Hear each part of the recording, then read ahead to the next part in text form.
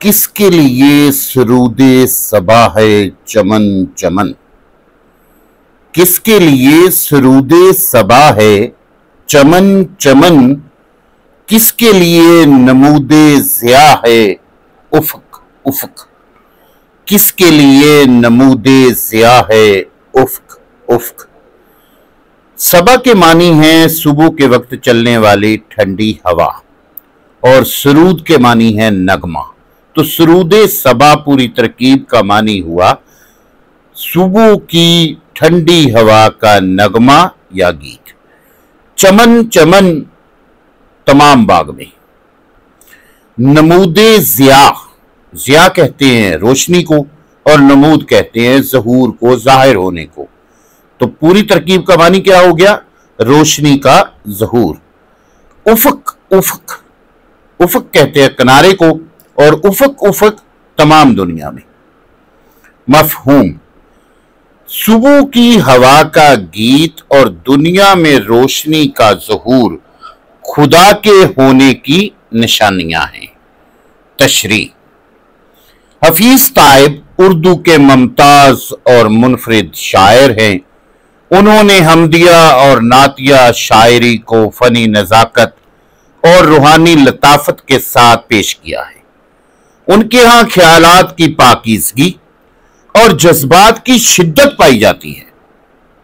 ان کے انداز بیان میں داخلی سوز اور عقیدت نمایاں ہوتی ہے۔ ان کی شاعری قاری کے دل میں محبت الہی اور عشق مصطفیٰ کا جذبہ بیدار کرتی ہے۔ عزیز طلباء، یہ 2.5 لائنیں جو ہیں یہ آپ نے ہر شعر کی تشریح سے پہلے ضرور لکھنی ہے۔ اب ہم اس شعر کی تشریح کے طرف آتے ہیں۔ تشریح طلب شعر میں شاعر سوالیہ انداز میں فطرت میں پھیلی قدرت کی نشانیوں کا ذکر کرتا ہے۔ شاعر کہتا ہے کہ تمام چمن میں باد صبا کا نغمہ کس لیے ہے؟ تمام چمن میں مراد تمام دنیا میں، باد صبا یعنی کہ صبح کی ہوا کا جو نغمہ ہے، گیت ہے، اور تمام دنیا میں روشنی کا ظہور کس کے لیے ہے؟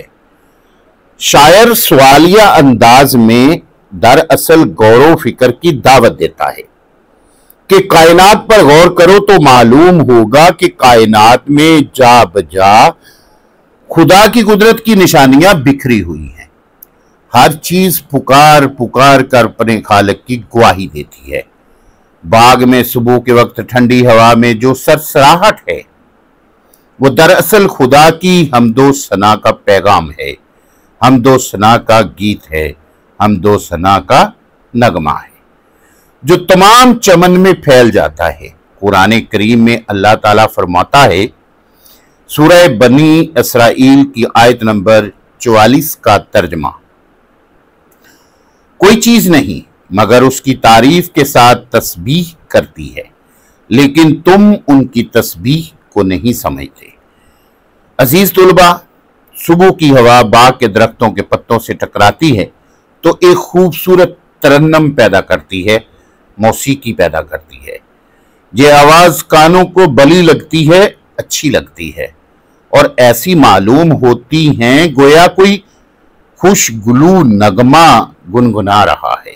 خوشگلو اچھی آواز والا گلوکار گیت گا رہا ہے۔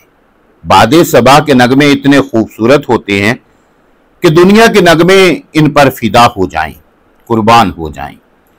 رنگ برنگے پھولوں کی خوشبو ہوا کے دوش پر سوار ہو کر چہار جانب پھیل جاتی ہے۔ ہوا کے دوش پر، ہوا کی سواری پر، چہار جانب، چاروں طرف۔ باد صبا کے چلنے سے سرسبز گھاس، درخت، پھول اور پودے لہلہاتے ہیں اور کھیت خوشی سے جھومتے ہیں۔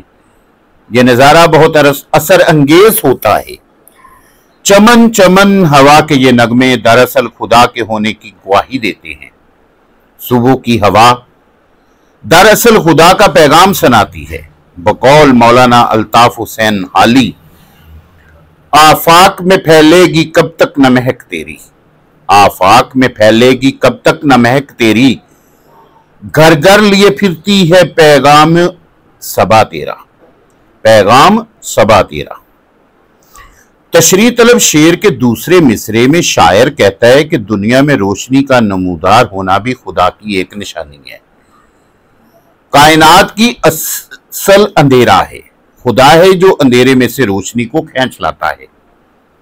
रोशनी के लिए उसने सूरज बनाया है जो खुदा की तख्लीक का शहकार है, उम्दा नमूना है। नमूदे सुबह के वक्त, सुबह तलू होने के वक्त सूरज की किरणों से जैसे ही तारीकी का पर्दा चाक होता है, हर तरफ रोशनी फैल जाती है, हर तरफ नूर ही नूर और हुसन ही हुसन छा जाता है। जमीन पर रेत के नन्हे जर्रे मुस्कुराने लगते हैं। रेत के जर्रों पर जब रोशनी की किरण पड़ती है तो वो हीरो की मानद चमकने लगते हैं। सूरज के तुलू और गुरूब से कायनात में रंग बिखरते हैं, हजारों जलवे और निजारे तख्लीक पाते हैं। बकौल शायर, सुबह का मंजर है कितना दिल नशीन, सुबह का मंजर है कितना दिल नशीन, हर तरफ है नूर सा फैला हुआ। और बकौल हफीज जलंधरी, जमीन पे नूर छा गया, जमीन पे नूर छा गया, फलक पे रंग आ गया। दर हकीकत शेर में शायर ने फितरत के दो खूबसूरत मज़ाहर को बड़ी लताफत से पेश किया है। सरूदे सबा यानी हवा का नगमा और नमूदे ज़िया यानी रोशनी की जलवागरी, दोनों का जिक्र सवालिया अंदाज में किया गया है। शायर कहता है कि चमन में सुबह की नरम हवा पत्तों को यूं छूती है जैसे साज बजा रही हो, फूलों और पौधों की नरम पत्तियों को छूकर शीरी नगमा सुनाती है।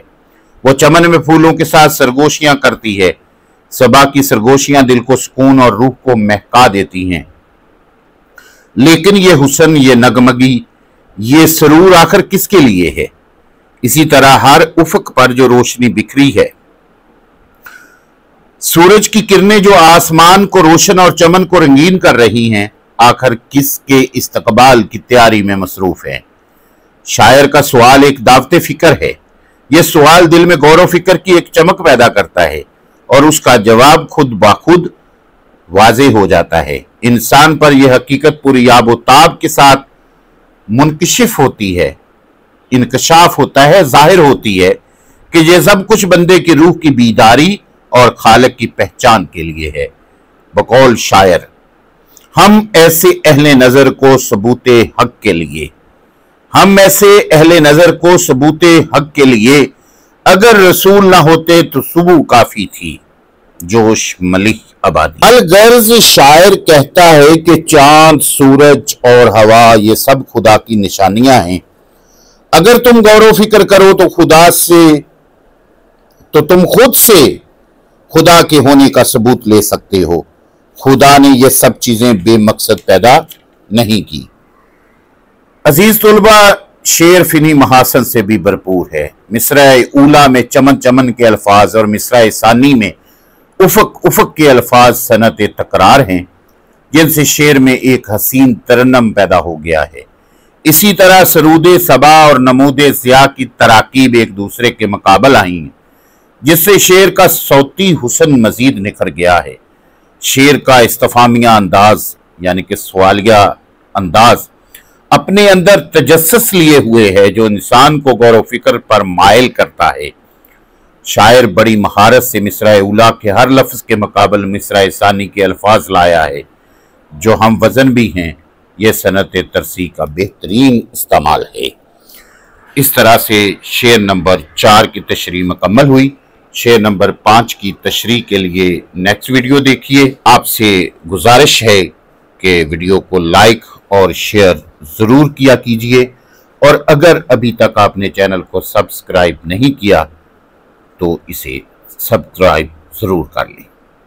आज के लिए इतना काफ़ी है। मुझे दें अब इजाज़त। अल्लाह हामियों नासिर।